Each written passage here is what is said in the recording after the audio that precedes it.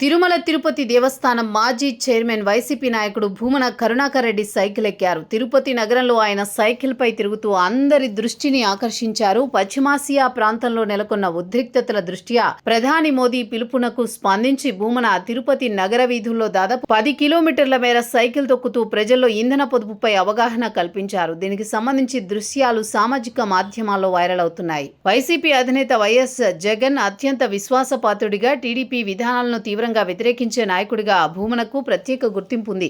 సాధారణంగా అవకాశం ఉన్నా లేకున్నా టీడీపీపై విమర్శలు చేయడమే పనిగా పెట్టుకునే భూమన పార్టీ ఎన్నికల గుర్తైన సైకిల్ ఎక్కి ప్రయాణించడంపై సర్వత్రా చర్చ జరుగుతోంది. ప్రధాని పిలుపునిచ్చిన వెంటనే కాకుండా రాష్ట్రంలో అధికార కూటమి నేతలు ఇంధన పొదుపు కార్యక్రమాలు ప్రారంభించిన తర్వాత భూమన సైకిల్ ప్రయాణం చేయడంపై భిన్నాభిప్రాయాలు వ్యక్తమవుతున్నాయి. ఈ పరిణామంపై రాజకీయ విశ్లేషకులతో పాటు సామాన్య ప్రజలు సైతం స్పందిస్తున్నారు.